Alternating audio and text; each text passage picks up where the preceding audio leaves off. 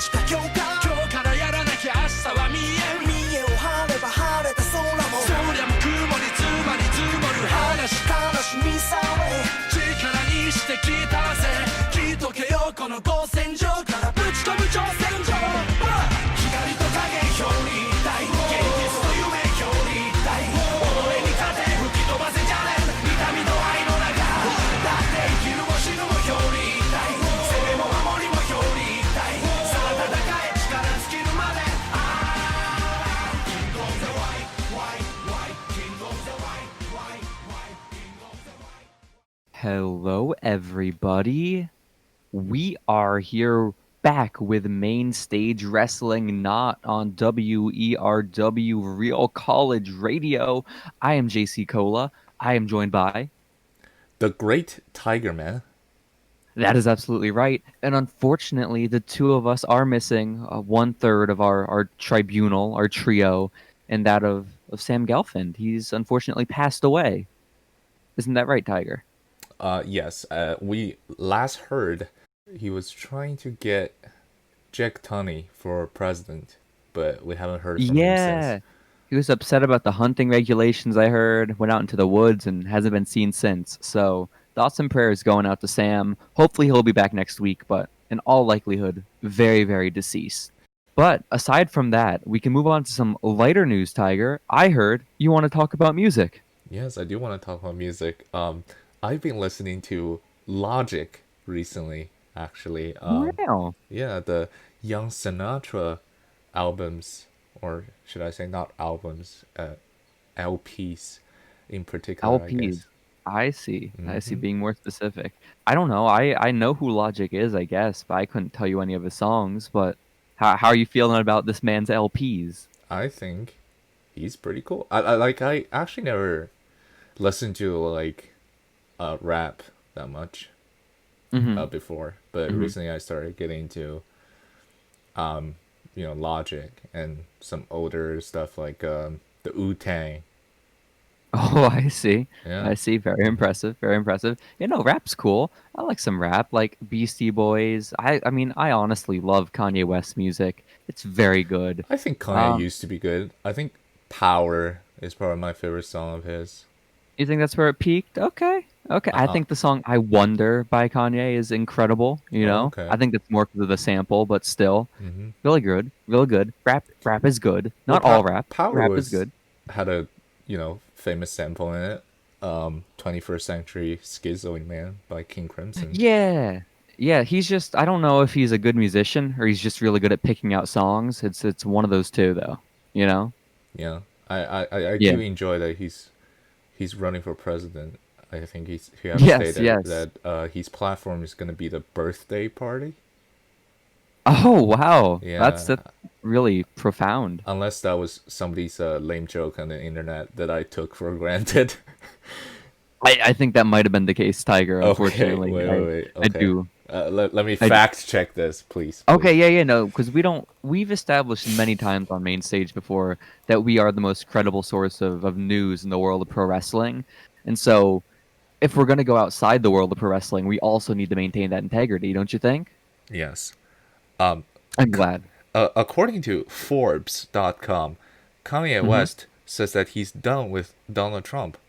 Opens up about White House bid, and he says, and I quote, that he's running for president in 2020 under the birthday party with guidance from Elon Musk and an obscure presidential candidate he's already chosen.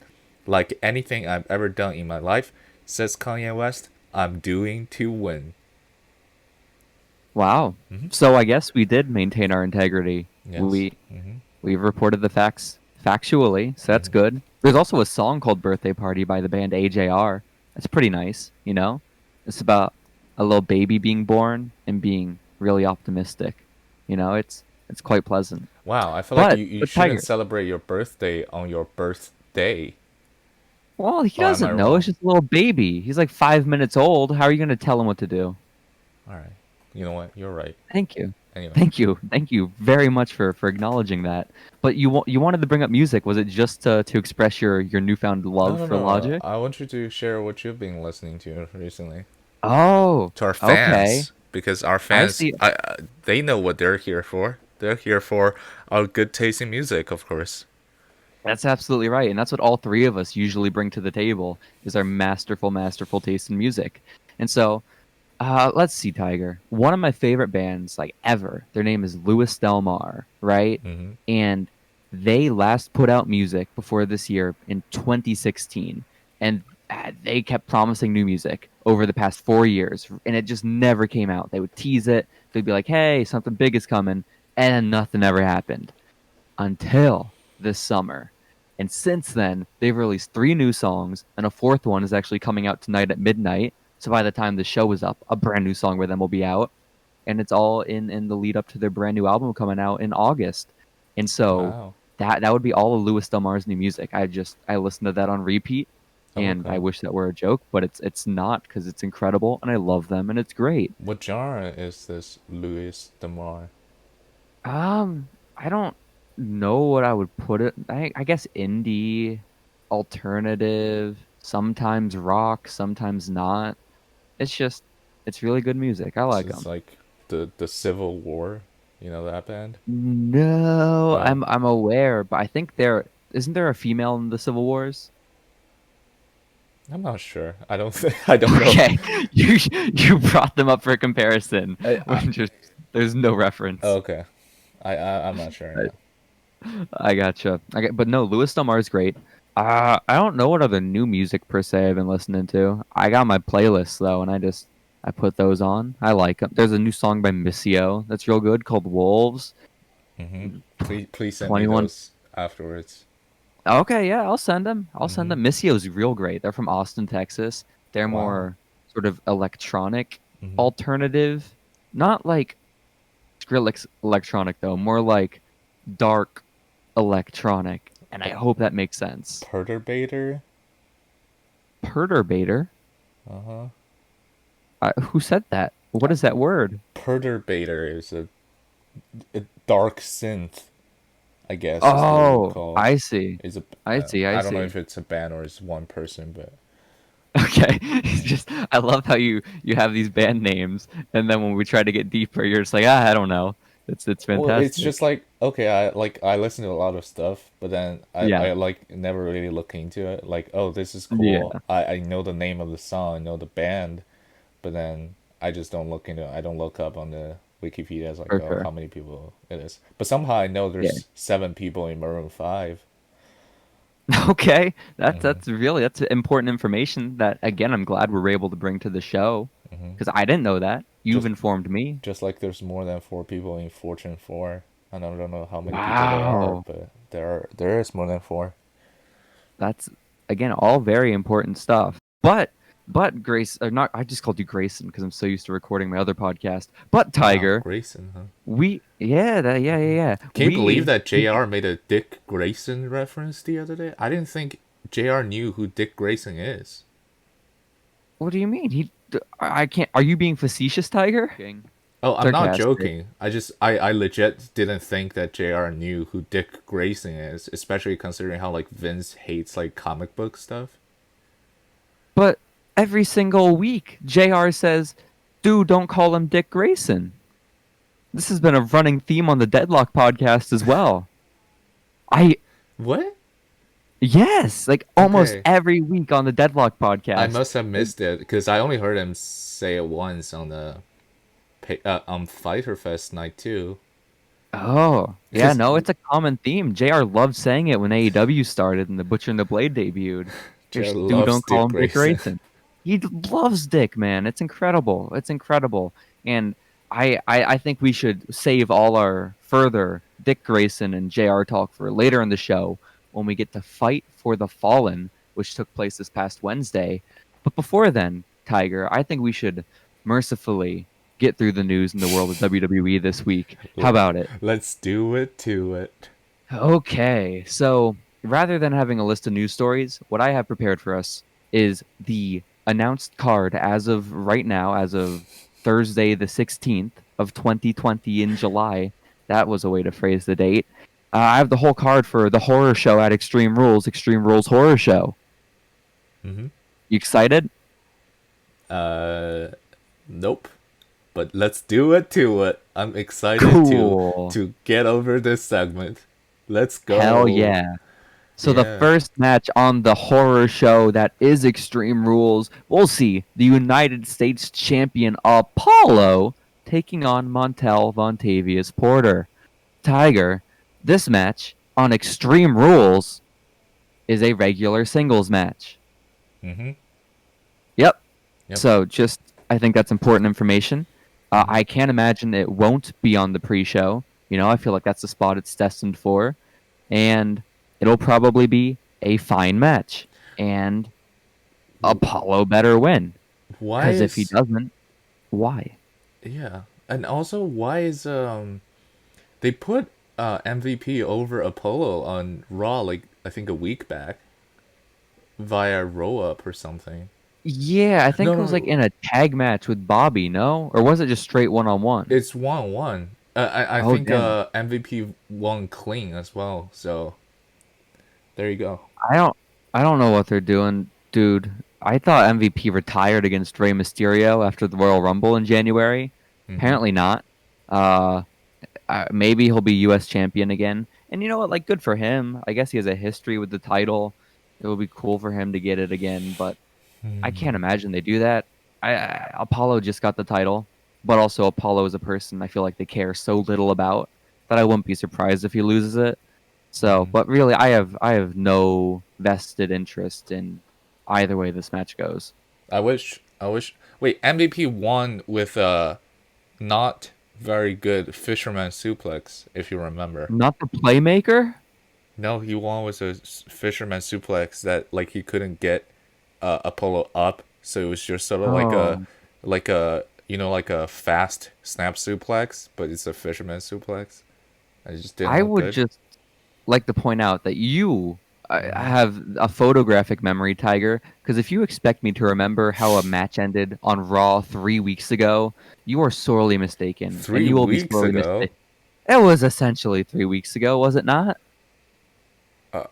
Okay. I mean, I don't Maybe two. know. It definitely wasn't in the last 14 days. Okay, and Okay. so, uh huh, uh huh. Right. So Apollo versus MVP probably on the pre-show. Gonna be a match. I will be disengaged, but I will have it on in the background. Why wasn't Next this up, Apollo versus Bobby? What's well, Bobby I actually think doing? I feel like they probably don't want Bobby to get the U.S. title because I think if I were to put myself in the shoes of creative at the moment, I think the thinking would be that Bobby was just challenging for the WWE title. For him to win the U.S. title would sort of be beneath him at the moment, Mm, which is dumb. Like, look at SmackDown. AJ has his Intercontinental title. I mm-hmm. don't think it would lower anyone's stock. But Yeah. then also, maybe you don't want Apollo to lose because Apollo's your champ. Like, you're not going to have Bobby beat Apollo. Or, sorry, you're not going to have Apollo beat Bobby, but you might not also want Apollo to lose.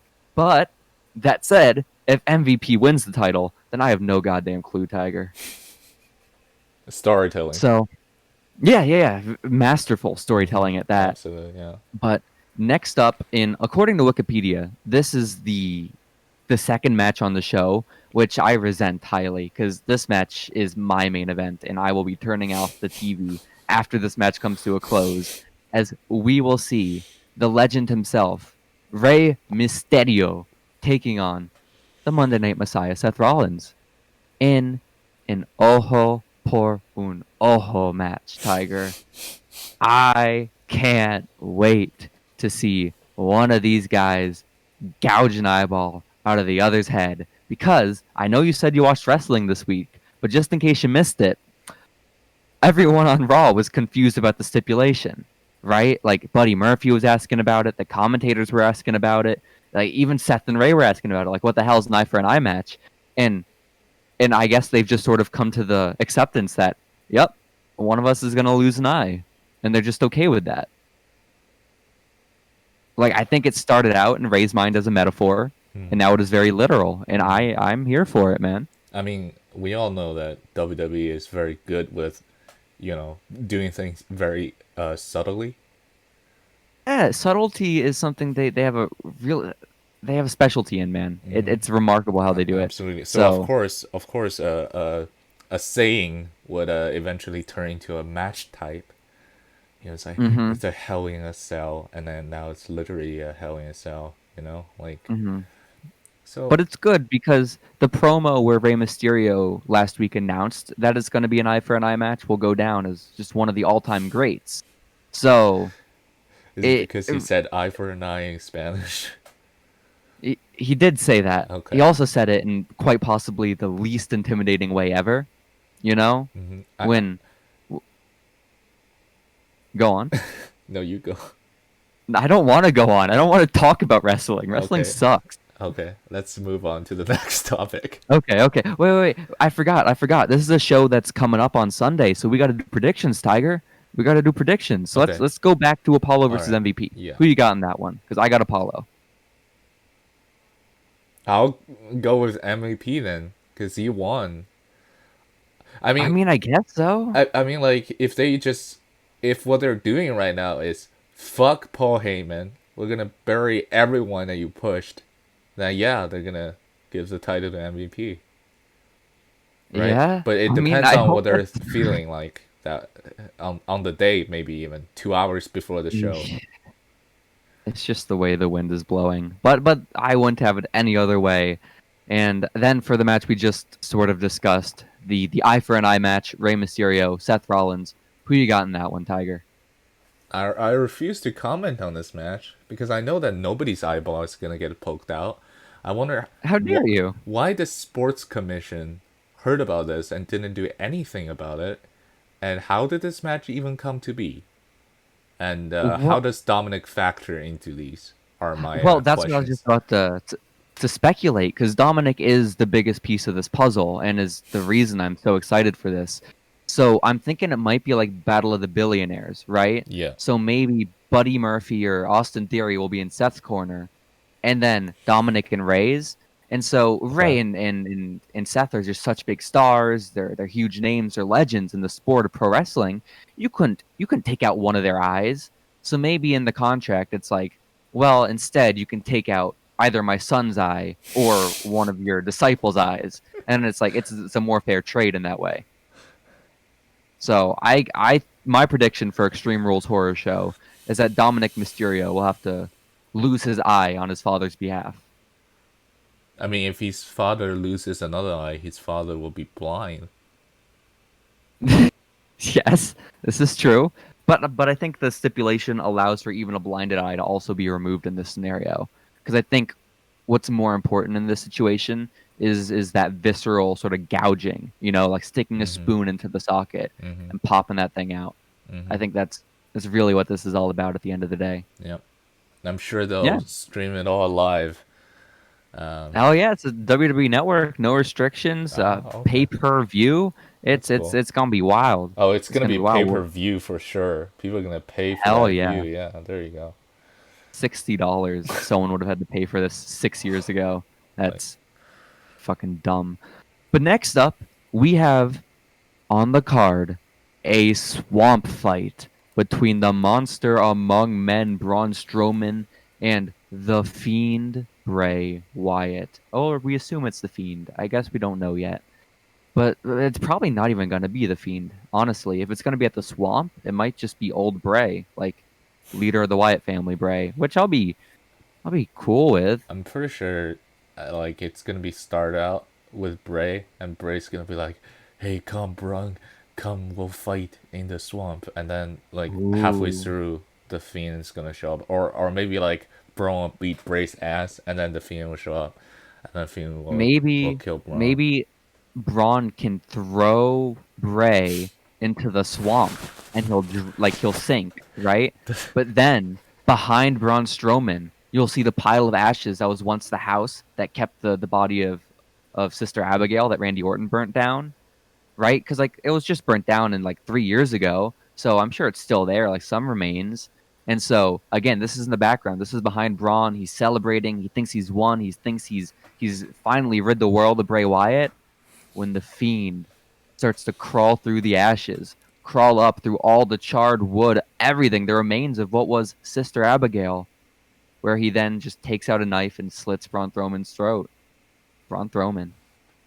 And out of the blood comes a new Sister Abigail.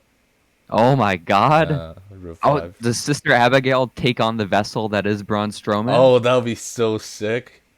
Wow! Dude, you got like cross-dressing. another 3 months of okay. I mean, we got another 3 months of I mean, if Braun wants to do it, you know, be my guest. But we got another 3 months of storytelling right there with this. Oh yeah.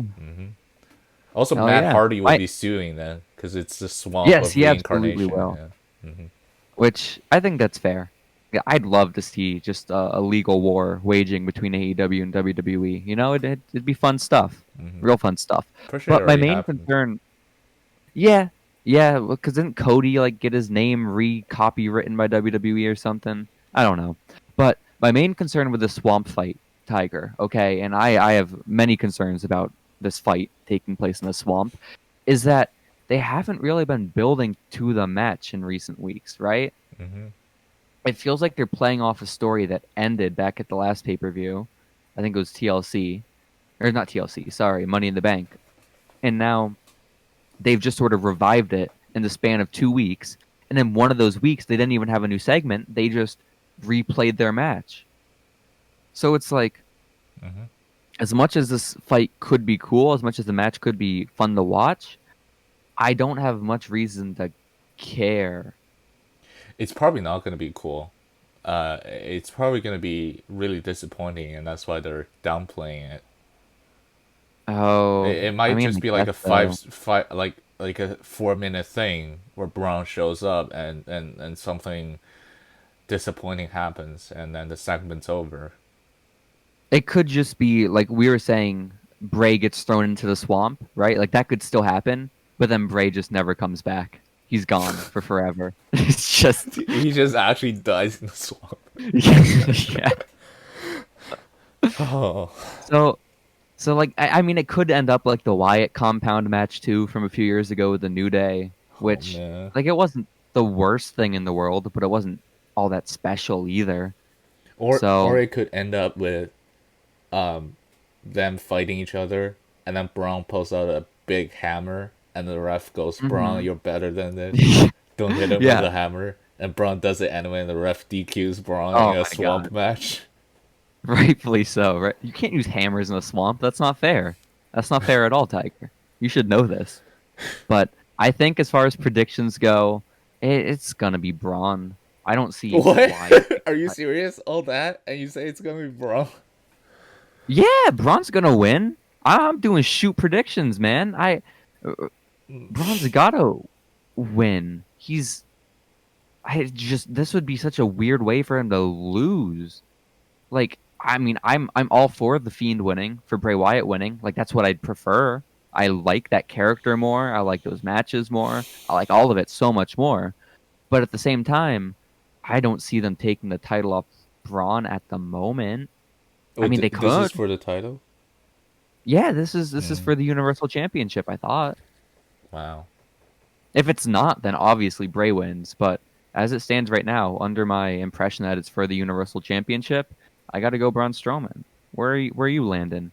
I want the Fiend to show up and kick Braun's ass, but if the Fiend's not gonna, if it's just gonna be Bray, then Braun's probably gonna win. But if the Fiend shows Yeah. up, Which maybe would be they'll so do a dumb. DQ finish in the swamp fight, and Because we've Braun's still already gonna win. seen Braun take on Bray, right? Like we saw him take on Cardigan Bray back at Money in the Bank. And so if he takes on a different version of Bray that's still not the Fiend, it's like, oh, okay, we're treading this water again. Cool. Maybe Bray's gonna lose this time, and the next pay-per-view, Braun's gonna fight the Fiend and lose. Yeah. Okay. So, I'll keep my Braun prediction, but I think a very viable second option is disqualification. I'll go with disqualification in the swamp match. Okay, great. With Bray Wyatt, of course, getting the victory, because Braun will have gone too far. Okay, perfect. And then also we forgot to cast our predictions for Ray and Seth. I asked you. You don't have an opinion at the moment, I but said I in will my not mind, comment on it. no, no. In my mind, the Monday Night Messiah has to win. Okay. We established last time that Jesus was not blind, as I was unfortunately under the impression Misinformed. of. Yeah. So I will have to go instead with Rey Mysterio. He already has some masks made where you can't see his eye, so he's on his way out. Just blind him for the last couple of years of his career. It'll be cool, right? And then we'll have a blindfold match with Rey Mysterio every week until Oh, he retires. fantastic. I think that's the way to go. I think that's a beautiful way to end a career, an historic career. So I have Seth winning that. We can move on to the next match listed on the card, which is for the SmackDown Women's Championship. The match pits Bayley versus Nikki Cross. And I think this match is just sort of filler to get us over to SummerSlam or whatever Bayley's next story is, because I don't think anyone thinks Nikki Cross is going to win. If she does, though, good for her. Be very counterproductive to the many, many months of storytelling. But hey, I guess they could go like if Bayley loses her title and Sasha wins the title later in the night. I mean that could be a cool direction, but I mean my prediction here is Bayley wins. There's not much story to this. I don't even know what we can say about it aside from it'll be a match. I guess I like Bailey's character, who's now just a troll. It seems. Yeah, yeah, she's gotten so much more comfortable in it like over the past year, and I think she's like really found her sort of stride with it, and I like it. I think she's doing really well. Cool. So next up is that matchup between Asuka and Sasha Banks. Wait, also just to clarify, Bayley is your prediction? Yeah. Okay. Next up we have Asuka versus the boss Sasha Banks for the Raw Women's Championship in what is also just a singles match on the card for Extreme Rules. So again, very cool stuff, great stuff. And I'm not too sure what way this match is going to go. I think it's the one that's most up in the air for me in the sense that no matter who wins, there are a lot of directions to go, right? In my mind, a cool story could be Sasha wins and Bayley loses her title, or Sasha wins and Bayley retains her title. And in that case, we can go to SummerSlam and then it's the two of them fighting against one another. Like that'd be fun. You can also have Sasha lose. She becomes more jealous of Bayley. Then they fight that way just for the SmackDown title. And that leaves Asuka open on Raw to fight the returning Shayna Baszler, who just appeared this week. So, in my mind, that's probably the most likely option, is that Asuka retains and then Shayna starts feuding with her. Yeah. But I don't know. I want your input, Tiger. I would like Asuka to fight Shayna at some point, and ideally for the title, because Shayna has you can't, it's just like the Aleister Black thing, right? You can't have somebody who's like legit come up and then just have them never be involved with the title for 7 months, and then they're just never gonna, you're just never gonna put them in a major feud against anyone. They're gonna still gonna come out and kick somebody's ass, but Yeah. they're just never gonna be near a title. That's just the weirdest Uh-huh. thing to me. It's like if you're gonna push somebody like their Brock Lesnar, you gotta give them the Brock Lesnar push by giving them all the titles, you know? I mean, but look how it turned out for them when they gave Brock Lesnar the Brock Lesnar push, you know? Well, I would argue it's still turning out for them great because Brock Lesnar is still showing up for them shows and drawing, according to Paul I mean, Heyman. if you're looking for a goddamn 20-year investment, sure. But I don't think that's where we're at. We're making decisions day of, like we mentioned Yeah. before with Apollo and MVP. Yeah.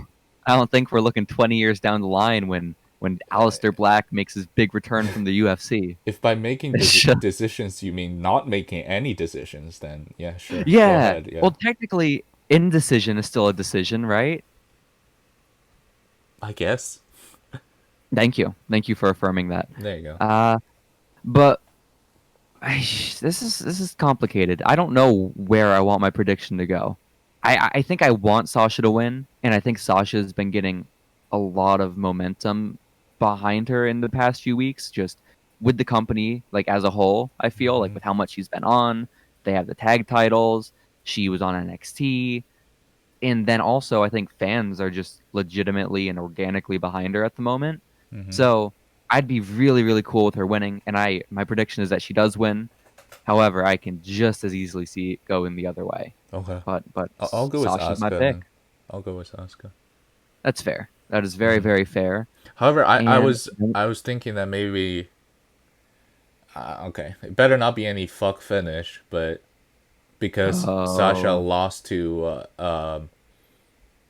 Io, they're probably not mhm. gonna have her lose clean, at least. Yeah. So But to be fair, Tiger, we already have our one fuck finish for the pay per view in the Braun Strowman versus Bray Wyatt match. So, no, we're gonna. we- This is extreme rules, okay? Anything oh goes. That means wow, so the gimmick of this pay per view is every match ends with a fuck finish. that'd be beautiful. That even just the straight up no disqualification matches, just Yeah, DQ. yeah. Okay, I'm cool with that. I'm very cool with that. Unfortunately, though, for the main event of the evening, Drew McIntyre, the Universal Champion, versus the challenger, the show off Dolph Ziggler, we don't have the stipulation yet, Tiger. Because if you watched this past Monday, which you did, you would find out that Dolph Ziggler is not going to reveal the match's stipulation until the time of the actual match. Which, I mean, everyone who ever gets the chance to choose a stipulation should do if this is legal. Yeah, Like, this clearly should not be legal, no, not at all. but So neither it's just, should the eye for an eye match be legal. So what do I know? I mean, we disagree fundamentally there. But Okay. oh, you know what would be great is if Dolph just enjoyed the eye for an eye match so much he decides to have another one. That'd be perfect. That wow, wow. Or the swamp fight. You know, they just the two of them go outside, find a swamp, and they battle there. I think What all of these are very valid options. what if he the stipulation is it's a handicap match. Dolph against um Drew and a partner that he chose for Drew, and it's gonna be Heath, and Heath is gonna lie down for Dolph. Damn. I mean that would be very interesting and very fun, but you're giving a lot of faith in that the company would ever put a championship back on Dolph Ziggler. You know? Like No, the it's just idea gonna you be can very interesting because uh, Drew has to keep Dolph out of the match, and whenever Dolph yeah, gets tagged in, he just tries to lie down for yeah. You know what would be helpful in that scenario? If yeah. wrestling had any continuity and Dolph Ziggler had some friends, which he just doesn't. So, I mean, I guess he could like recruit Baron Corbin and Bobby Roode, but I don't know. If he had like a gang of people, like if the Spirit Squad came back out to help him, that I don't Yeah, know. I don't know. I like don't. hold Drew back while he pins Yeah, Heath. Yeah. maybe he can recruit Tozawa and all his ninjas. You know, that'd be Wow. a scenario. Hmm. But I don't know. I think my prediction is that Drew McIntyre is going to win, right? He's on 100 plus days of this title reign. He's been a good champ for the circumstances, and I don't see him losing it yet, especially if Braun loses his title earlier in the night, which I don't think he Yeah. will. But I would really like for Dolph Ziggler to win, just to switch stuff up and be more spontaneous and to have a cool finish. And I don't think Dolph will go on to be this like long reigning champ. But even if he just has it for a few weeks, I think it'd be cool. Yeah. I think the best thing they can do is to give it to Dolph. I Yeah, mean, that I might think be it'd a be fun. strange thing to say, and it's not because I'm Yeah, behind Dolph, but you know, given the current circumstances, perhaps the best thing to hmm do is give it to somebody else. And maybe so. Also, I really I like Drew, but I don't know. I'm not feeling his championship run. yeah, Like who I has think it he would be a fought lot. against? That's cool. I mean, he fought Heath Slater. He's pretty cool, I guess. Uh, fought the Not Big in Show, storyline. Not famous in. Okay.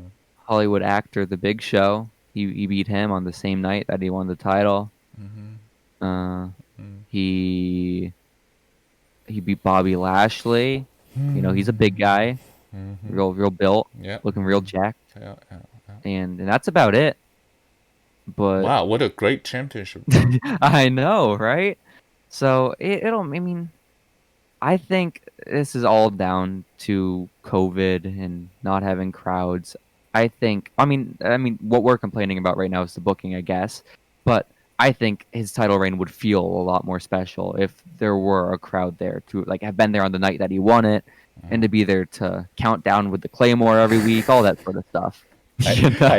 I hate the countdown with the Claymore. That's like the Oh, that's just because worst. you're a negative person. You're a negative person, Tiger. Yeah, yeah. Countdown's incredible. It's almost like wrestling fans cannot enjoy wrestling. What a surprise.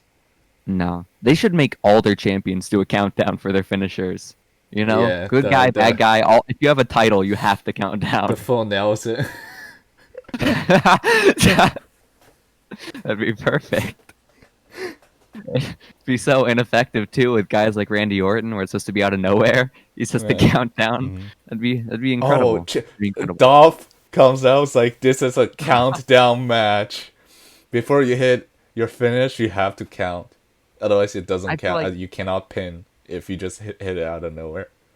I think in a countdown match, every single move should have a countdown leading up to it. You know, not just the finishers. Like a palm strike, just a fist being thrown, a slap, anything. We needed a countdown. I think that's the only fair way to do it.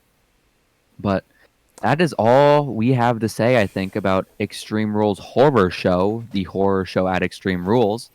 Another positive I'll say is that the poster for the show looks really cool, right? Like I can't wait to be at Access one year and see that hanging from the ceiling because I like the color scheme. I think it looks awesome, but maybe I'm alone in that. I didn't see it. I don't know why I can't Apollo's on tell that you. cover or poster, but he's there. He's there. I thought was interesting though is that there are no Street Profits, Andrade, Randy Orton, or Jeff Hardy on the card, and I don't know if that's just because the show's not here yet and they might be slotted on the pre-show.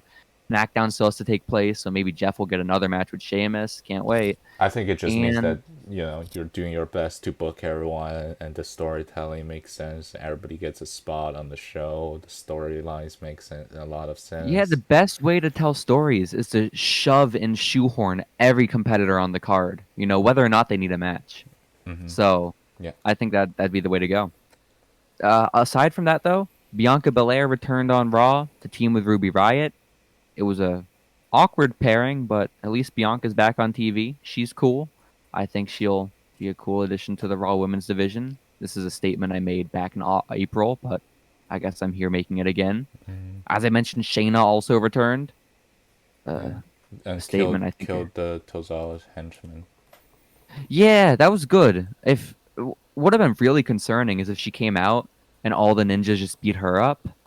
You know, it just, I mean, that would have been a way to go. that'll be very would've. concerning. I don't think Shayna would stay in the company. You know, considering she's such an indie mark. But what if they're just a bunch of shooters? You know, I think she'd be okay with it then, right? Yeah, all these shooters that the audience knows so well, these ninjas. Yeah. Shoot ninjas. Yes, I think so. That's all the WWE news we have for this week. What a way to finish off on that hot ending. Absolutely. But what we can talk about, Tiger, and you might want to take the lead on this, is what's been going on over in Japan as we have a brand new IWGP World and Intercontinental Champion.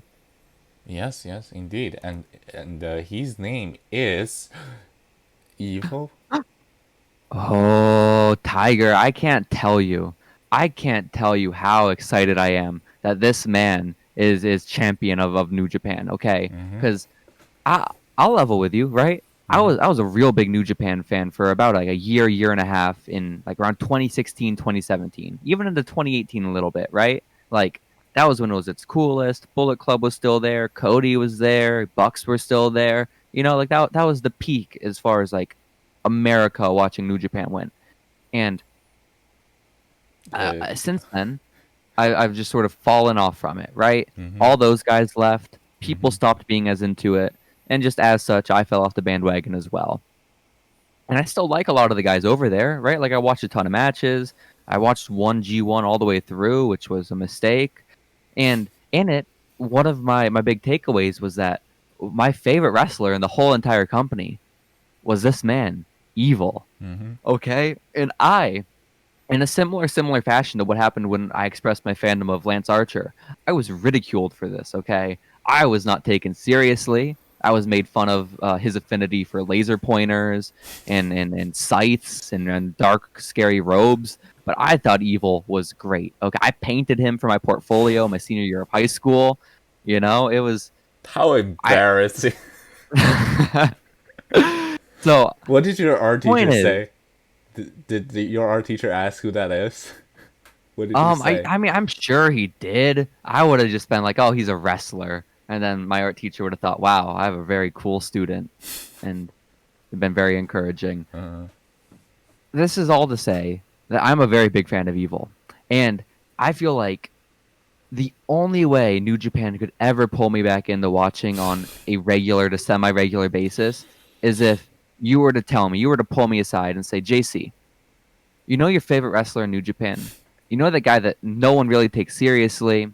He's part of a cool group, but no one thinks he's cool. He's sort of a scrub, right? Like that dude. He's the champion and face of the whole company. What, I think that's Yoshihashi's champion now? Oh. Oh. You know what? That's a very good point, Tiger. I know you say that out of jest, but I would absolutely start watching every New Japan show if Yoshihashi became champion, okay? Just to watch as everything burns down. You know that interview where the New Japan people, they were like interviewing attendees before the show starts? There's a girl who's like, the guy's like, the interviewer is like, hey, who's your favorite New Japan wrestler? And she's like, Yoshihashi. And then it's Of just course. silence. And then she starts crying. Uh-huh. Is it because like Yoshihashi came out from like behind the camera? No, Like, no, it's hey, just I'm... because she realized that her favorite wrestler is Yoshihashi. Oh, it was just sort of like an existential crisis she Yeah. experienced. That's unfortunate. She Yeah. should probably seek out some therapy, but it's okay. I hope she's okay. I hope she's I doing hope well. she's okay as well. You know, maybe we should get the strap on Yoshihashi just to help that girl out. You know, I Maybe think she needs it. Evil can be like, hey, I don't need this intercontinental title Oh, anymore. just lies I'm just down for gonna, Yoshihashi. yeah, I'm gonna lie down for Yoshihashi. That'd be cool. That'd be great. Yeah, yeah, But then dude. We need Okada to get... just comes out and lays on top of Yoshihashi and then just wins both titles anyway. doesn't even have to fight him. He just has to lay on top of him. Yeah. Yoshihashi won't fight back. That's sad. That's sad. But the main point of all this is that Evil is champion. He beat Naito, and it's a beautiful day in the world of wrestling, as everything is Evil. He also Except that joined the Bullet match Club. was kind of underwhelming, but whatever. Yeah, the match wasn't the most incredible thing in the world, but I think both those dudes are real good. Naito, in my view, doesn't have the most exciting style, right? Like I like his character. I think he's fun to watch in that respect. Yeah. But as far as his matches go, I've never been like, holy shit, this Naito match. Yeah. Whereas I have been, holy shit, this Evil match. Okay, multiple Evil had like occasions. a few good matches with Kenny. He had good matches with Kenny. He had 2 good matches with Okada. He had a good match with Sonata on the opening day of that G1. He's had some real good matches. And I think most notably, those matches end up being so good because of one move in particular, that being the Banshee muzzle. I'm pretty sure that he only used the Banshee muzzle in one of those matches that you mentioned, but whatever. Dude, I think that's how he beat Okada was with the Banshee muzzle. Yes, in the G1, yeah. Yeah. So clearly it's the superior move here. And the whole company. And then he gave You up know? doing it because, like, so you know how in the G1, if you beat a champion, you get a championship shot after the tournament? Yeah, then they fought in like November. Yeah, and then in the actual championship match, when he locked in, the crowd just goes silent. It was great. Well, that's because they were all like sort of stunned in anticipation of who was supposed to have been the new world champion, but Okada was too selfish. He didn't want to put over the young up and comer Evil. Yeah, So and also like Naito, like I like Naito, but I don't think Naito work as a face. like I know obviously he's been faced for years, and like it's just sort of the way it works in New Japan. Like if you're popular enough, doesn't matter you're a heel, you're still gonna be treated as a face. But like this is a man who was booed as a baby face and then came back as a heel full of spite. And he even gave up the main event spot on one of the Wrestle Kingdoms just so that the person that he hates, Tanahashi, also doesn't get the main event spot. It's such a strong like heel move in my opinion. But nowadays he's just sort of a babyface. He's got both titles. Like all of his hatred doesn't make any sense now because he's got everything he ever wanted. So I don't. You know, you're just describing Becky Lynch after WrestleMania 35, right? Becky Yeah. two belt, where Except there's for a chip this. on her shoulder, but how come? Yeah, except for this one longer. This one like a whole 2 years Yeah, already. yeah, So I don't know what's going yeah. on. Maybe now Well, I he can think they finally made the turn smart back to move. heel again. Yeah. Yeah, they made the smart move, getting the title on Evil, biggest Oh, babyface in the company, hmm. and now And we're also gonna move on to a bigger and brighter future. congratulations to Zack Saber Jr. and our Lord and Savior Taichi for becoming the new World Heavyweight Tag Team Champions. Of course, Hmm. couldn't forget mentioning that. Big, They big fans of both those guys. beat Love them. Ibushi and Tanahashi, by the way. So Love, love them, man. hmm. Great stuff. Yeah. Great stuff. But this all allows us. We finished up our WWE talk. We finished up our NJPW talk. And Tiger, we can finally get on to the main event of our news this evening, and that of running down this past Wednesday's Fight for the Fallen TV special on TNT in what would usually be Dynamite. And what are your thoughts coming off this show on a broad scale? I think it was cool.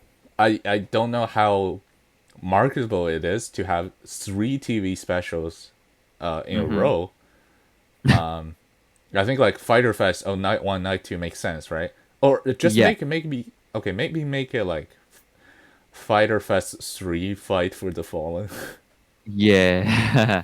I think it was honestly like a pretty big risk though in doing it too. Like, in the sense that we just got done with Great American Bash and Fighter Fest, right? Hmm. And so AEW wants to keep that momentum going. Here's another special. Here's Fight for the Fallen. Yeah.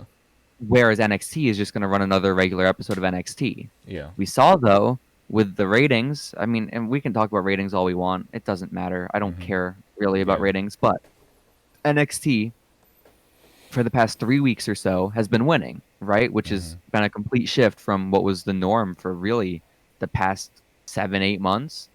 And so it was a big deal that, like, hey, not Bash at the Beach. I keep forgetting. Great American Bash. Hey, like they won. They beat AEW. So if AEW comes out and runs a special show against a regular episode of NXT and then they lost, that would have been very embarrassing. Which thankfully they didn't. Hmm. They ended up maintaining their integrity, I guess. Hmm. Yeah, yeah. But it was a good enough show. It could have just been labeled a regular episode of Dynamite. Honestly, it was just you added a title match to the end. That really was the only difference. But Yeah. the first match on the show was the Invitational for the TNT Championship, as Cody defended against the debuting in singles competition, at least, Sunny Kiss, who I think her entrance was probably the most talked about thing about this show, was it not? Or his entrance, rather. Um, what is Sonic his pronouns? They go by a big masculine guy pronouns, which is something JR constantly confuses, which then gets, I think, everyone in the audience confused. But in Lucha and in AEW, I trust Excalibur, and Excalibur refers to Sunny Kiss as like he, him. So Okay. I'm guessing it's male. So Yeah. on Sonic Kiss Twitter, it's she, he, sis, homie, babe. So I guess all those works. Okay. Gotcha. Yeah, there Gotcha. you go. Well, Good to know. the Um, babe that is Sunny Kiss had a real good match against Cody. it was I cool. mean, It there was was cool. there were some spots that were a bit rough in the beginning, right? Hmm. Where I think it was more just camera angle issues where things didn't look like they hit when they probably should have looked like they hit. And that was I unfortunate. I think that I'm not sure I'm that behind Cody now after this match. No, Cody Co- fucking sucks, he dude. fucking And then fucked up. You know how you know someone is not a Chad if they fuck up the slingshot suplex, then they're not a yeah, I fucking Chad. know.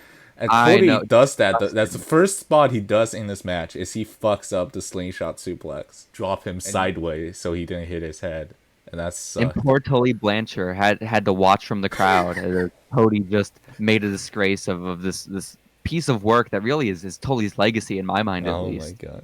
Do you Horrible, think that horrible. because he thought that Tully was watching, that like put too He much wanted to pressure? impress him. That'd be awesome. Uh, That'd be so awesome. and then in this match also, Cody cheated, trying to win by first getting real aggressive and then cheating to win by pulling down the turnbuckle and try to shove Sonny into the turnbuckle, Mhm. but Sonny reversed it. But in the end, after the match is over, Cody's like, "Hey, let's shake hands. We're all good here." It's like, what? I would not have shook that guy's hand if he just tried to cheat to win a match against myself. I'll be honest with you. What do you think? But it's like it's power dynamics in the workplace, you Oh know? my If your god. boss is abusive and then he approaches you and is like, "Hey, shake my hand," it's like, what choice do you have, right? They gotta So be I think turning him heel, right? dude, if they're not, I don't know what's going on. Like, because I, for the longest time, thought Cody had a really good grasp on, like, oh, he knows what, by and large, the fan base is thinking. They're good at moving on their feet. Like, there's no more Nightmare Family, or Nightmare Collective, rather. They changed up the Dark Order. They've done all this stuff that was really smart, and they made a lot of adjustments, and they seem very self-aware. And I thought Cody was part of that. And if he is meant to look good in all of this, if he is meant to look like a baby, I clearly something has gotten lost in translation, right? I feel I like have to. it all started with the neck tattoo, I think. No, no. Neck tattoo was a very big landmark in this unfortunate turn for the worse. Hmm. But the biggest mark in my mind is recruiting that goddamned Arn Anderson. Okay, the same man who Cody was winning in the beginning of this match, right? Like he was dominating Sunny Kiss.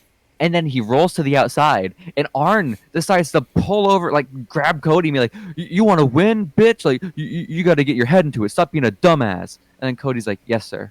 And then And then I, afterwards, they had an interview, and Arn's like, Cody sucks. He's not taking the match seriously. Do you see that I did on not. Twitter? Jesus Christ! Like I don't understand. Like if what's gonna happen, Tiger, is they're gonna make Cody a bad guy, right? But they're gonna try to keep Arn a good guy. Like they'll have Cody turn on Arn at one point, and it'll supposed to be like this big deal, like, oh my God, look how dastardly Cody is. He turned on Arn Anderson. But that that will be the most endearing possible move Cody can make. Okay, that will earn back his favor with me 100%. Because can we please get rid of Arn? Please, please, please.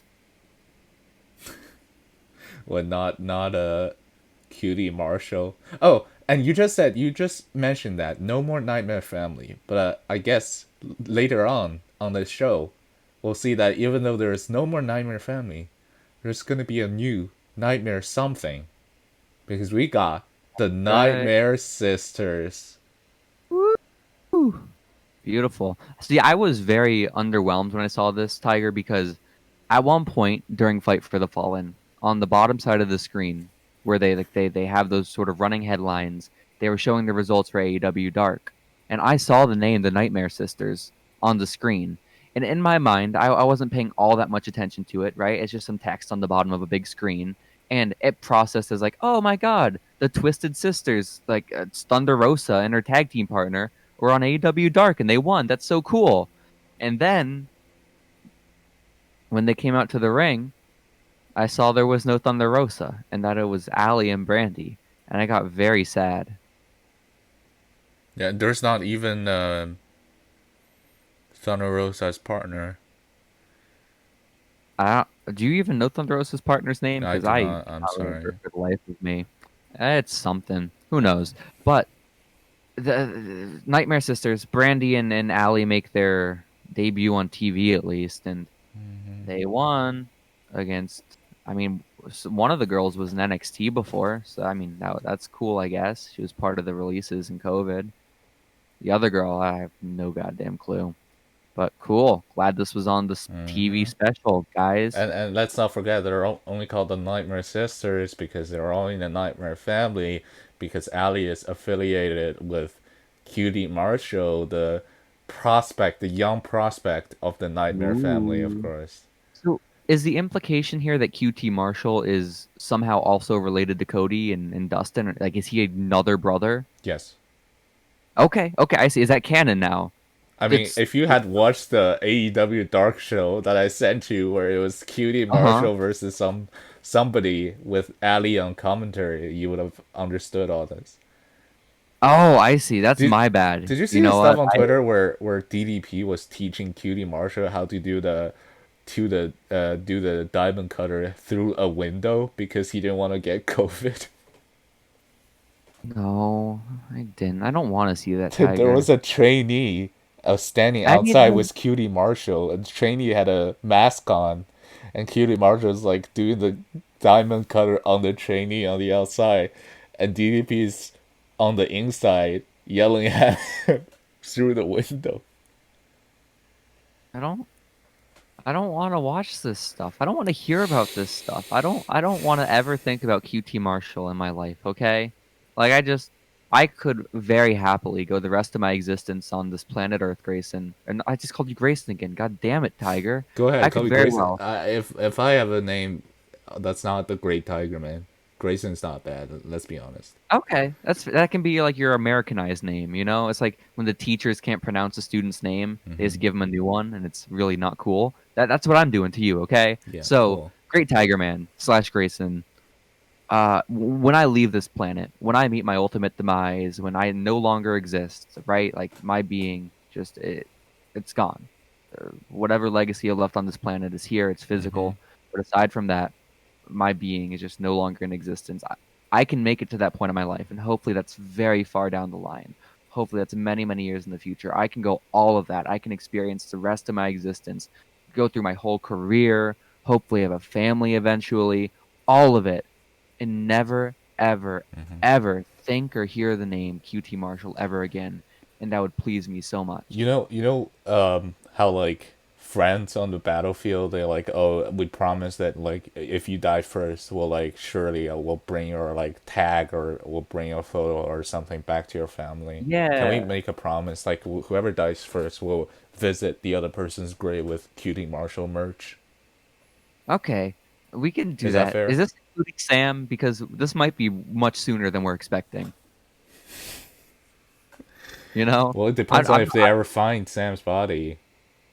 this is true, but I'm sure they'll get like a mausoleum or something like without the just some sort of like memorial. I think that'll count. I also think if that is the plan, time is of the essence because I don't know how much longer in the grand scheme of things QT Marshall will have merchandise for sale. You know, I think this is I a mean, very specific I'd be very scenario. surprised if the next series of AEW figures don't have Cutie Marshall in it. If I if I do unfortunately pass at a younger age than I intend, Tiger, I I will ask you, okay, and this is official proof. We have it on recording. We have it living on and for the rest of time, okay? When I die, my premature death, please insert a QT Marshall action figure in my coffin. Okay, you have full permission to do that. I'm right here giving that to you. Okay. Please do that for me. Thank you. Okay. You're a real friend. You're a Yep. real friend. Yep. FTR fought the Lucha Brothers, Tiger, on Fight for the Fallen. These are probably my two favorite tag teams right now in the world of wrestling, if not of all time. I love both these guys. I've been looking forward to this match for forever, and it was good, Unfortunately, it right? was Like, not the best they can do. I don't think. no, I think there was similar to the Cody match. There was a lot of stuff that just didn't go through as it was probably intended to go through. Hmm. Like, the spot where I think it's Pentagon will like leap onto Phoenix, like Yeah. turn his body upside down, and then sort of Casadora into the splash. flip his brother onto their opponent. Hmm. For what normally they're able to hit that so smooth and it looks awesome. That didn't go to plan this week. There were a couple other spots too that just came off awkward and contrived, and it was whatever. And it sort of goes to prove the point of FTR, right? Like in storyline, it makes sense because they're like, look how dumb this is, look how stupid their style of wrestling is. So I guess you can explain it away like that, but I do not believe it was intentional. Hmm. So and I think even if everything had gone like super perfectly and pristine, this match didn't have all that great of implications. It just Hmm. sort of it was a cool first time ever contest, and there wasn't much outside of it. So I hope that eventually Yeah. we do get like a legitimate feud between these two teams, and I think it'll be awesome. Maybe they need a TV tag title. Oh boy, hell yeah! Uh-huh. What Page's title? Like the FTW Championships? We can get that for the tag teams, I guess. That'll be cool. More championships is what we need in wrestling. You know, Hmm. Definitely. more championships, more unnecessary matches on pay-per-views, uh, more all of this, man. More Oh, flips oh, into other moves. yeah, Flipping I into want super kick. whenever I see a tag team match going forward, I want the teams to just sort of latch their bodies onto one another and stand there for a couple seconds, looking awkwardly. Hmm. Yeah. That's what I want out of my tag team wrestling. Okay, Have you seen I that clip of Kenny? It was like Kenny and probably Hammond versus the Lucha Bros.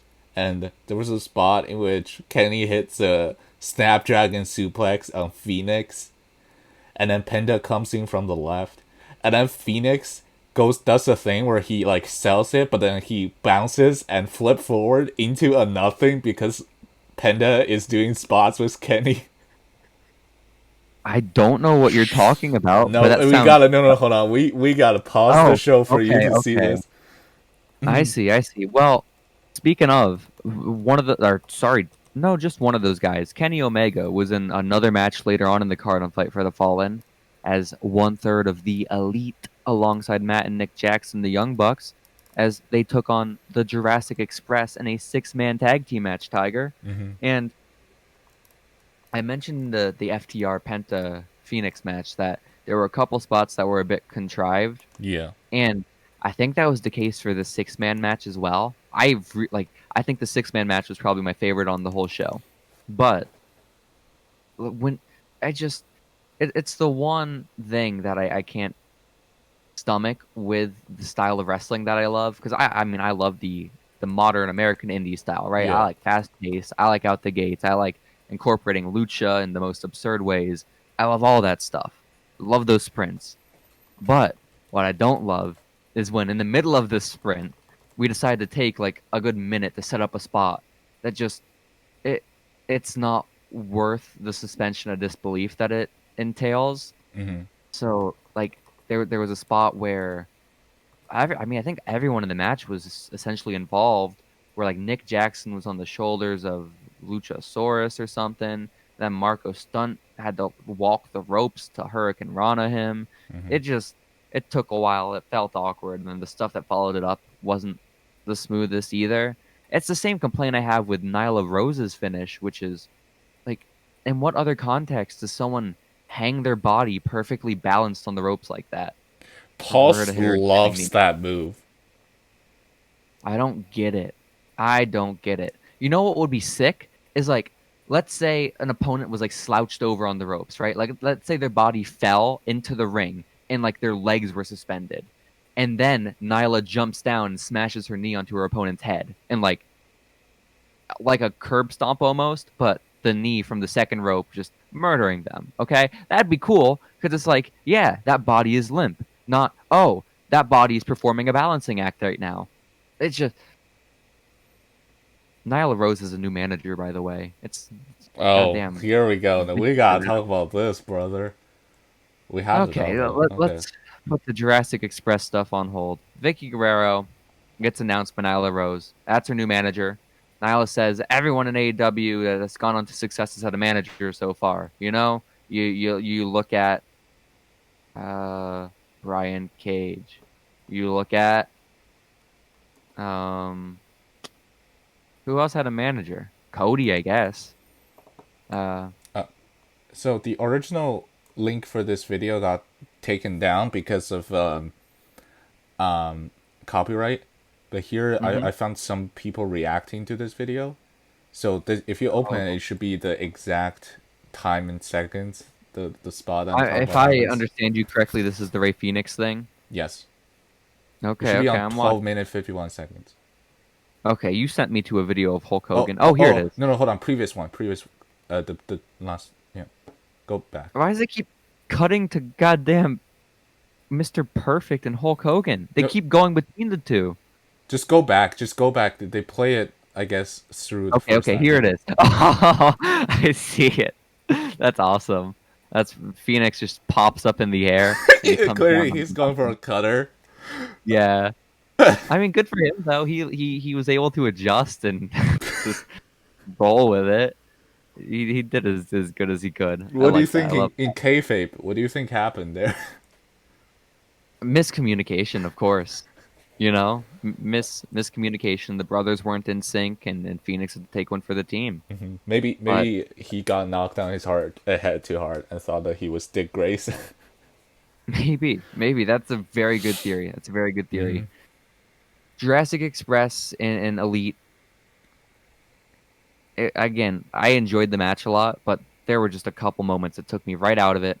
Then Kenny started acting weird afterwards, attacking Marco Stunt. Yep. Which I mean, like it. Like, it's cool, I guess. Like, because I think it was earlier in the night, or maybe it was even after this. No, it was when FTR won earlier. That Kenny came out with a cooler, offered them a beer. They dumped it on Kenny's head. Kenny was pissed going into this match, right? Yeah. And so by the end of this match, FTR has met up with Hangman Page in a bar, watching it remotely. Mm-hmm. And they're all getting along. They're all having a great time, despite the fact FTR just poured beers all over Kenny's head, who is Hangman's partner in their championship reign. Mm-hmm. And now here is Kenny, unfortunately, taking out his anger on a poor Marco Stunt, who's just in the wrong place at the wrong time. Yeah. And but however, I do want to say that although it seems like it's about frustration, but Kenny had a smile on his face the whole time. So I think it's more about Kenny turning to the Bullet Club pervert that he once was. That would be cool. I see. If if he ditches the Bucks and start up a new club in AEW, it would be cool. Mm-hmm. I see. Maybe so. I feel like that's probably way down the line still. But, and I don't know if that's what we're getting quite yet with this version of Kenny. Because I was confused earlier in the night when FTR did dump the beers on Kenny's head. I was like, well, why are they doing this, right? Like, sure, Kenny's one half of the tag team champions, but what does FTR gain out of dumping beers on this dude's head? Because in storyline, they tried to have a beer with Kenny last week, and so for them to react so emotionally this week, it doesn't seem like it's within their character. But Kenny clearly didn't want to be friends with him last week. Yes. So, of course, but when he comes out this week, it doesn't make sense, in my mind at least, that FTR would be so resistant and pour beer on him, right? Until Kenny, or sorry, not Kenny, the FTR met up with Hangman at the bar, right? Mm-hmm. And then at that moment, it all sort of clicked for me, where it's like, oh, okay, they are here for the championships. In their mind, in FTR's mind, they're not reacting emotionally. What they're doing is they're manipulating Kenny and Hangman. They want to create some dissension. They want to create some drama. And if they're at the center of that, guess who's in line for the titles? So I'm cool with it. It does. That's what's happening? I think so. Okay. Otherwise, you just put some very morally confused Revival, you know? I don't really know. Did you just say the word revival? Oh, I'm sorry. Morally confused FTR. That's my bad. There you go. That's my bad. Dax Harwood and Cash Wilder. Wheeler, excuse me. Cash Wheeler, my bad. Cash Wheeler's gotta be the worst wrestling name in a while. I'm not gonna lie. Cash Wheeler. It's dumb. It's silly. He might as well be called Drug Dealer. I guess so. But like at the same time, FTR is one of those groups that you don't have to know their names, right? Like because they're Wow. so tightly intertwined, right? Which Like one's they're Dash? the Which one's first thing that, Dawson? yeah, exactly. That was like their first thing of note was the Wow. fans in Texas and Dallas chanting that at them. It was cool. It was cool. But we skipped on. We moved past the Nyla Rose and Vicky Guerrero stuff, where Nyla has it in her mind apparently that managers are the key to success in AEW. Okay, Nyla, mind you, the very same person who has already held the gold, right, the longest reigning Yeah. women's champion at the company, and beyond that, not that many other people have managers that are champions. Jericho doesn't have a manager.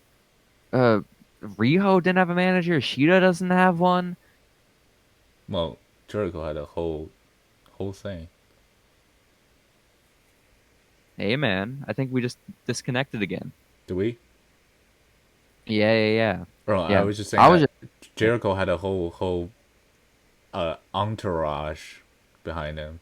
Oh, okay. I mean that's true, but it's not a manager. Nyla didn't come out and be like, "Hey, I need an entourage." She was like, "I need Vicky Guerrero," which is like, Hmm. well, okay, cool, enjoy. Like, I mean, I'll watch it and I'll think it'll probably be interesting, but I don't know why this is her justification that it's the key to success when literally Cody is the only one who has a manager that has a championship, and also his manager is the worst thing to happen to him in AEW. So I don't know. I don't know. But at least she's a bad guy, so she doesn't have to make sense. Other than that, Tiger, you ready to talk about our main event of the evening for Fight for the Fallen? Yeah, go ahead, please do. Okay. That would be the AEW World Champion Jon Moxley taking on the Machine Brian Cage in a match that honestly wasn't the most compelling thing in the world. It was a good match. I will watch it again if I have to. I will not voluntarily do that. It was a cool match, and it ended with Taz throwing in the towel for his machine. Okay, can we just say that the Elite single-handedly brought back the throwing the towel thing, and I don't know if I like it, because the throwing the towel was never a thing in wrestling until, well, it was a thing, I guess, maybe in the back in the territory days, but they But single-handedly brought it back because they first had that match, which is Ibushi coming down, Kenny versus Okada for the yeah, championship, and then later on it's like Cody starts doing it, and Cody, and like I just don't think, like, okay, like I feel like wrestling should be like one on one. I think it's between the two people. hmm If the person gives up, then they give up. But if they don't give up, then you either the ref can be like, oh, this is getting way too dangerous. Like at this point, this person might die, so hmm I'm just gonna call for it. And if you don't, then don't pretend that throwing the towel is a viable I way get it. to stop the match. I guess. I feel like it's an additional tool that they can use to tell stories and keep things from getting stagnant. Hmm. So as long as it's not overdone, I'm fine with it. Like I thought it was used so well back when MJF threw in the towel for Cody and then he had his turn during Yeah. the Jericho match. Yeah. Like I thought that was a really great use of throwing in the towel, Yeah. right? Yeah. But this obviously this was used as a way to protect Cage, right? This is his first big match. They don't want him to lose. I imagine they want this guy who's Then have being him billed as a win. monster. Yeah, like that's the other option. But also Cage just I don't think he's at that level quite if yet, if you right? keep putting these former WWE guys in a championship position and keep having them beat indie guys, then none of your guys are ever gonna win. They're Yeah. never gonna be on This that level. is this is a good point, but I also can see why you don't want your world championship going to a guy who's I still think at this point relatively unknown to a wider audience, right? Like we know Cage because he was in Lucha Underground, he was an Impact for forever, like he's been Hmm. around. But if you're just a person that watches AEW every week, you didn't really watch or pay attention to the indies and all that sort of stuff the past few years, it would be weird for Cage to come in because it's not even like Cage had all that momentum either. Like, it's not like the build for Lance Archer before he lost to Cody, right? Like, if this were Lance Lance Archer Archer should have with all won. that momentum, I would be fine with him beating John Moxley, right? But with Cage, I don't think people are really that behind him yet. I think people like Taz, and they like Dude, his Taz orange should have just, towel. instead of throwing the towel, Taz should just strip his suit and he's got the singlets underneath and just come in and just Damn. kill John Moxley with some shoot suplexes. Yeah, see, that's the issue, though. I think legitimately I think Bully Ray mentioned it on Twitter, where, like, what they've been building to with Taz and Brian Cage and John Moxley has you way more interested in a John Moxley Taz match than a John Moxley Brian Cage match. You know? Is that, Maybe if Taz is like no longer able to walk and is in a wheelchair and looks less intimidating, maybe it would have mhm. worked. Yeah, you But have him in a Jake the Snake sort of position. Or like Ahmed Johnson in a wheelchair, oh no my god, legs. no, let's not talk about that. Okay, but in this match, we had so the story is that apparently we were told that Cage's shoulder is injured like a month before he came to AEW or something.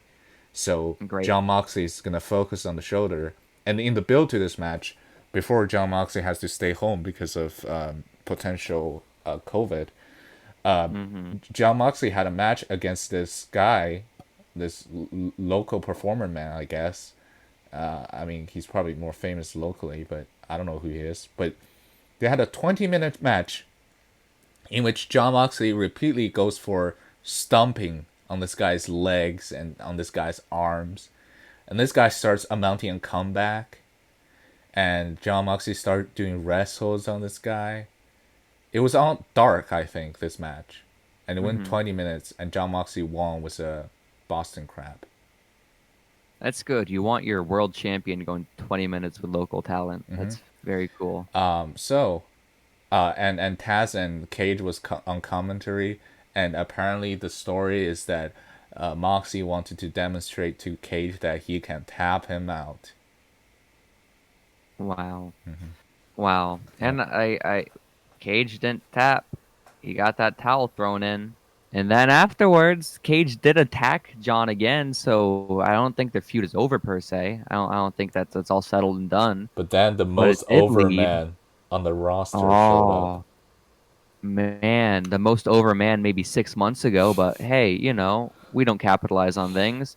Darby Allin comes out after he was injured and told, hey, don't do stuff. And he's pissed, because Taz wanted him as a client, and then he didn't really get him. And I think that's the story. It's like, hey, Darby, I want to help you. And Darby was like, no. And now Darby's going to beat up his client. It's like, okay, Darby, you seem a bit bitter. But Darby's like, yeah. I'm not gonna do that. I'm gonna go jump off of into all these float inflatable stuff. Oh, that was so cool. How It's all Johnny's awesome. fault. It's all Johnny's fault for mentioning it on Deadlock.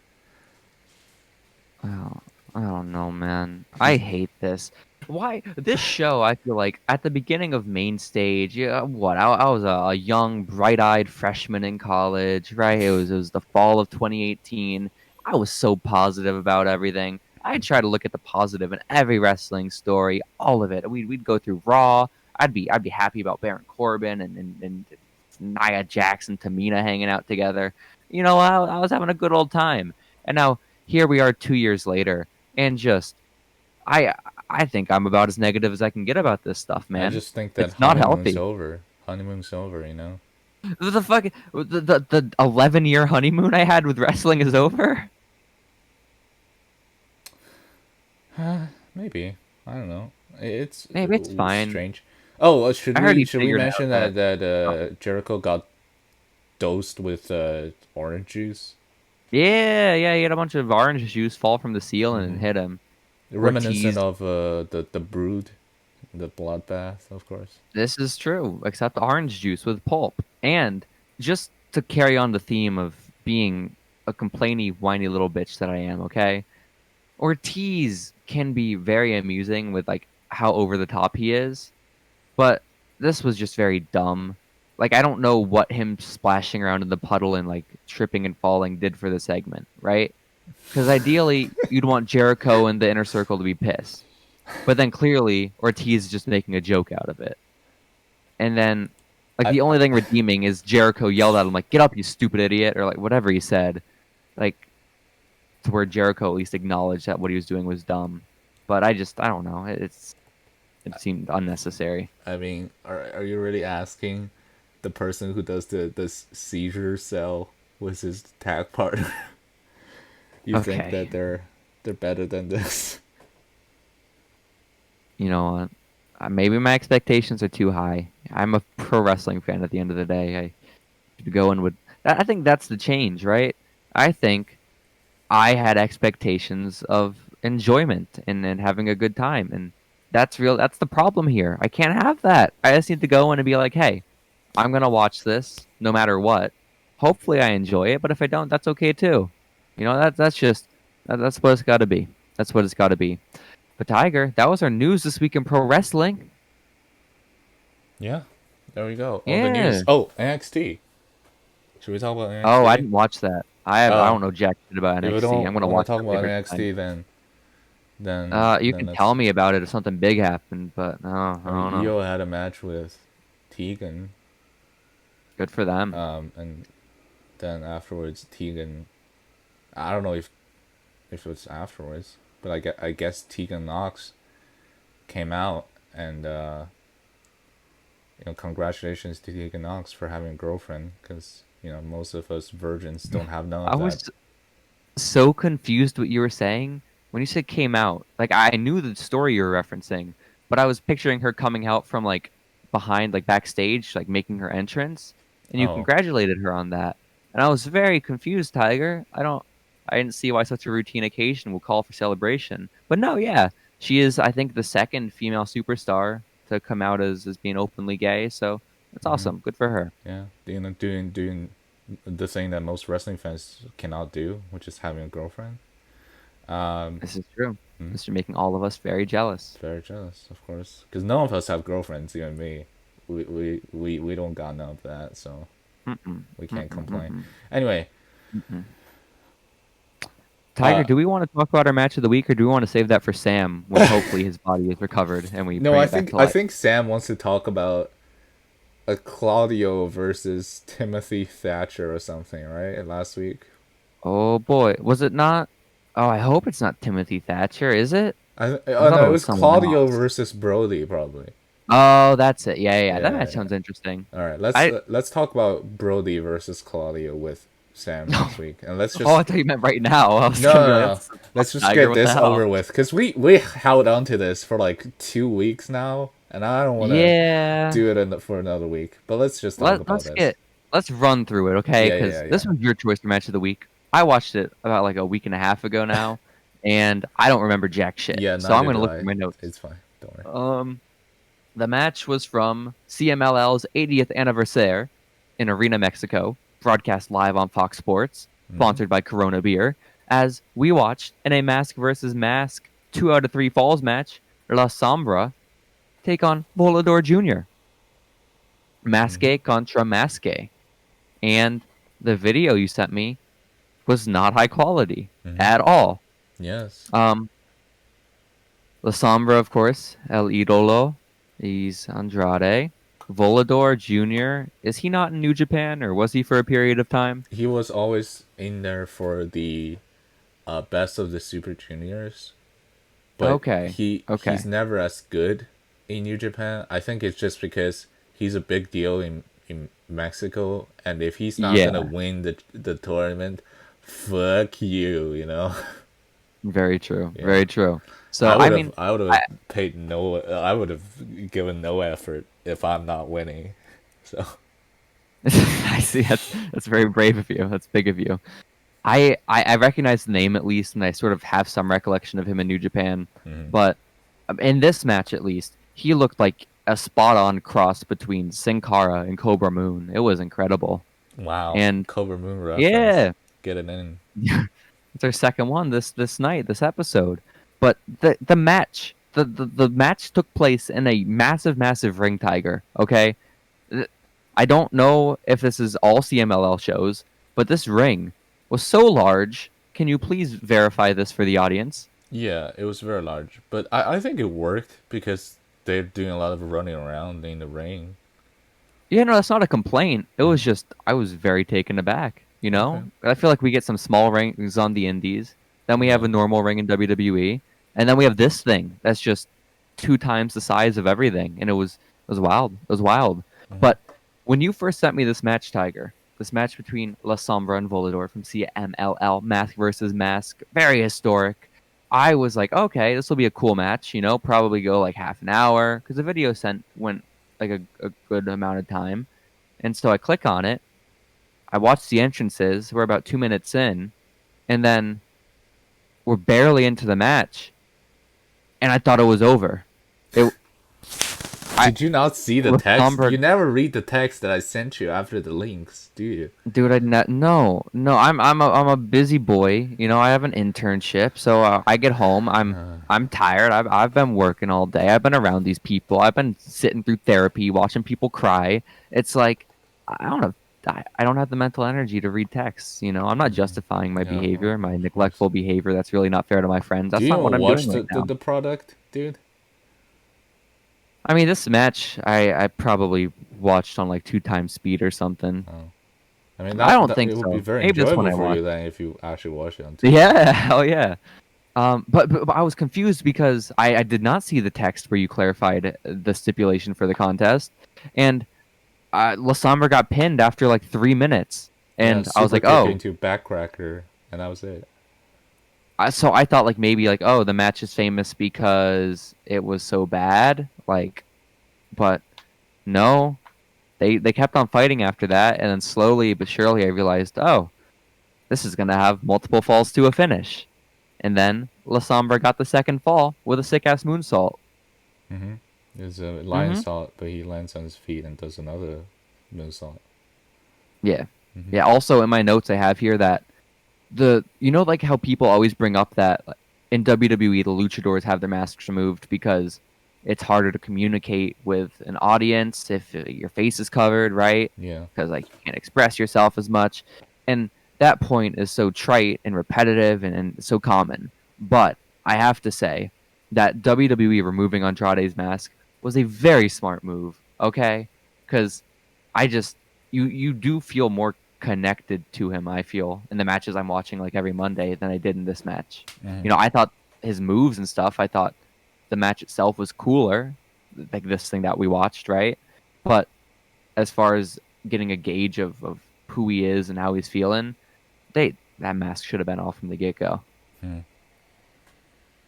I Eventually, think it oh, depends, right? If you're like in a stable like he was, mhm. Lij actually, with Roosh and somebody else I forgot, but like Roosh was already the guy who doesn't give a fuck and doesn't have a mask on.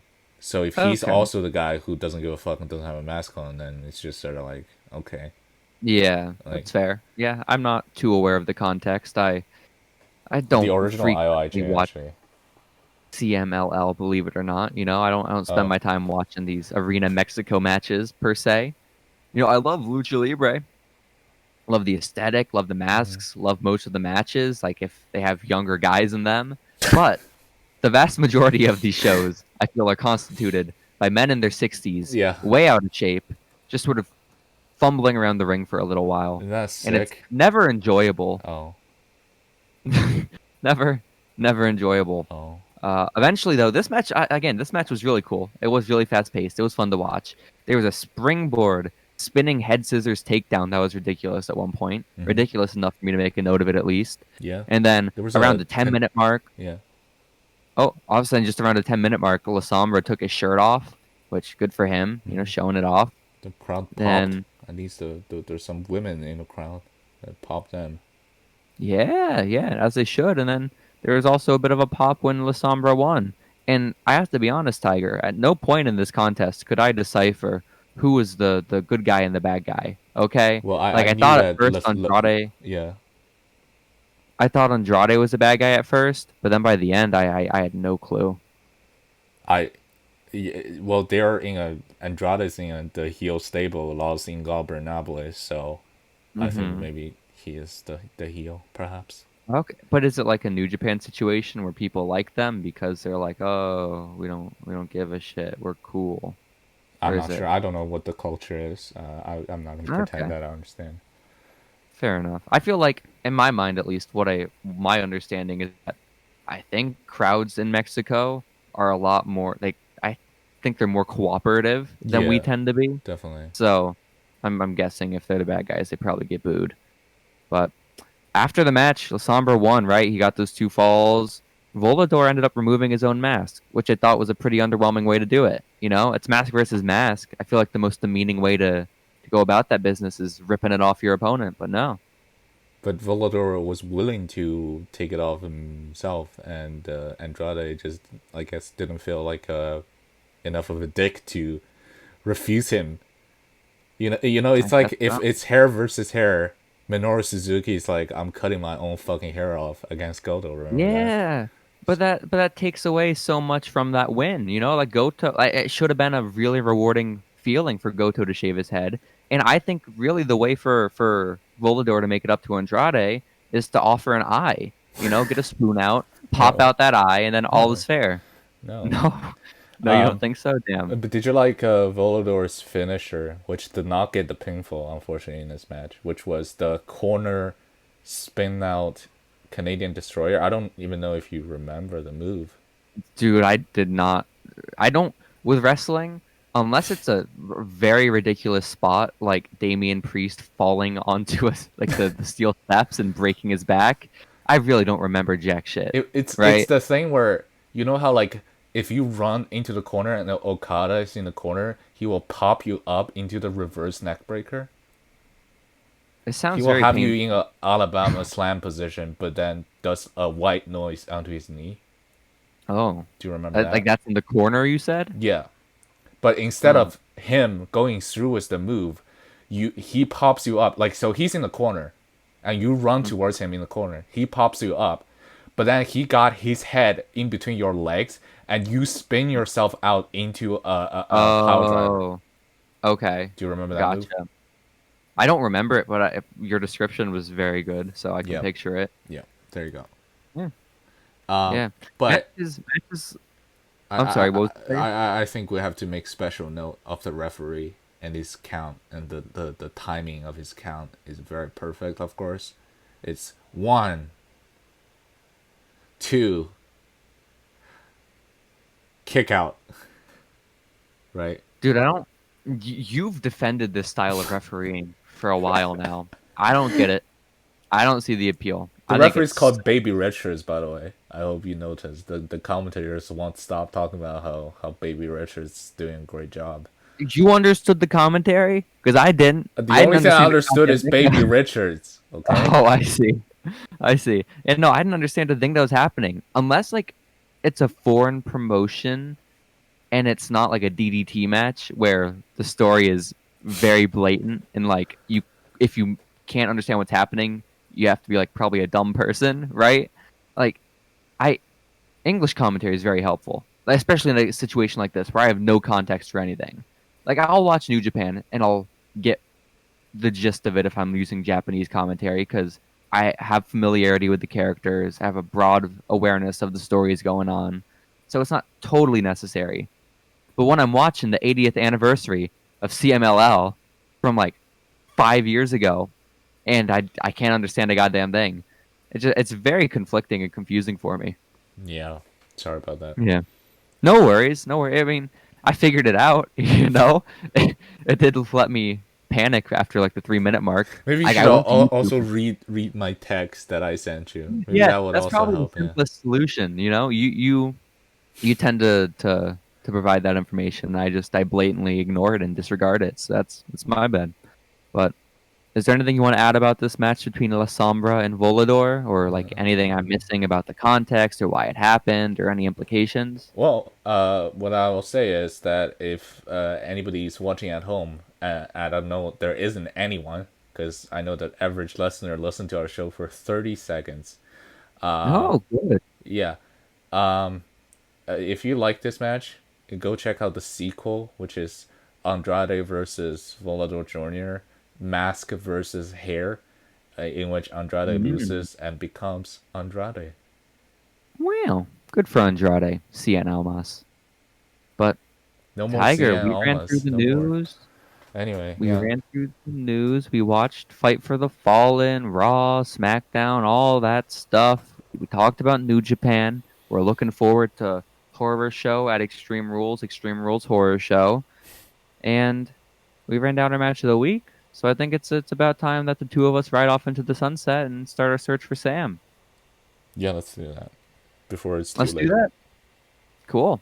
Well then, guys, we will see you next week with another episode of Main Stage. Until then, goodbye, everybody.